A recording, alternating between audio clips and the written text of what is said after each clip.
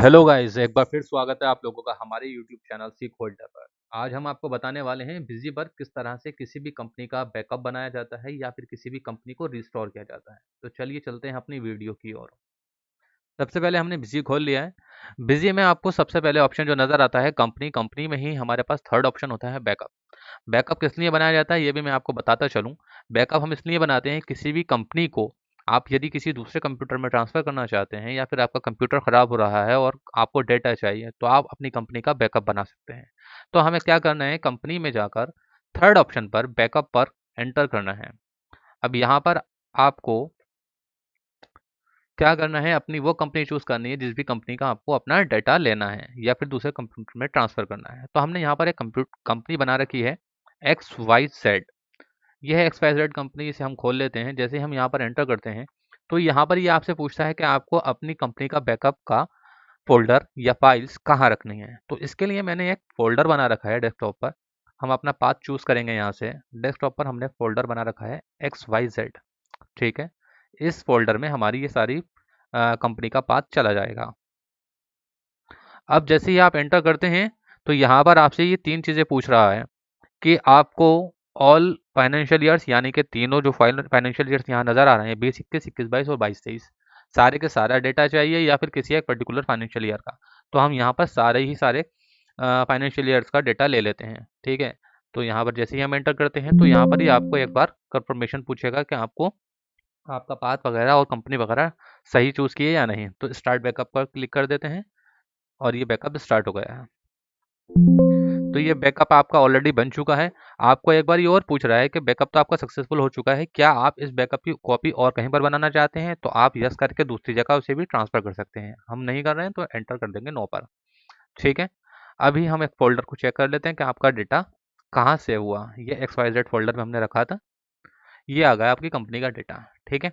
तो अब इस डेटे को हम इस कंप्यूटर में यानी कि बिज़ी में दोबारा कैसे रिस्टोर करेंगे वो भी सीखते हैं। तो सबसे पहले हमें अपनी कंपनी को डिलीट मारना पड़ेगा क्योंकि ये ऑलरेडी यहाँ पर है। तो डिलीट करने के लिए इसी कंपनी वाले फ़ोल्डर पर जाकर फिफ्थ ऑप्शन है delete company single financial year.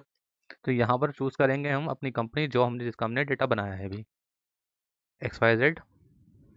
यहाँ से पूछ रहा है आपको किसी भी एक सिंगल फाइनेंशियल ईयर को डिलीट करना है या कंप्लीट। हमने कंप्लीट डेटा लिया था तो कंप्लीट ही डिलीट कर रहे हैं। अगर कोई सिंगल लेते हैं तो हम सिंगल फाइनेंशियल ईयर डिलीट करते हैं। तो कंप्लीट कंपनी हमने यहाँ पर डिलीट करने के लिए जैसे एंटर किया तो वार्निंग पूछ रहा है कि आप कंफर्म कर रहे हैं, ठीक है।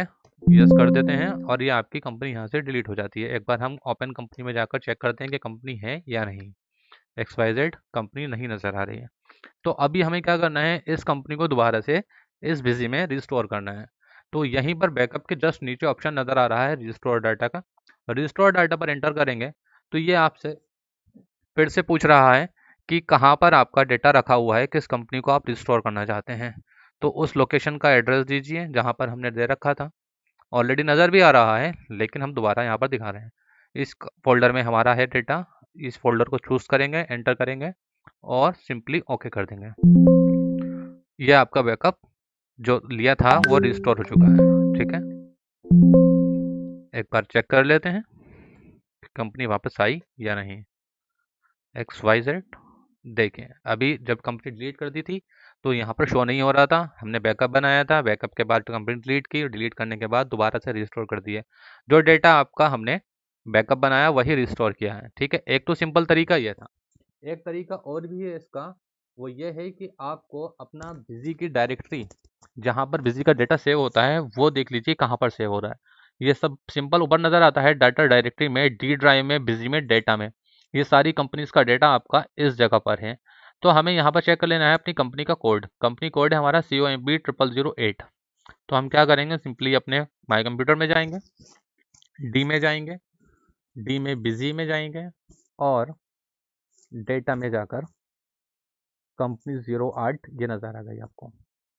इसको यहाँ से हम सिंपली कट कर लेते हैं और डेस्कटॉप पर या XYZ फोल्डर में ही डाल देते हैं, ठीक है। ये हमने वहाँ से कट कर ली।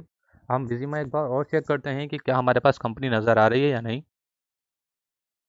XYZ देखिए आपको कंपनी नज़र आना बंद हो गई है क्योंकि वहाँ से आपने उस कंपनी का बैकअप डेटा जो फाइल्स थी वो सारी कट करके दूसरी जगह रख दी हैं।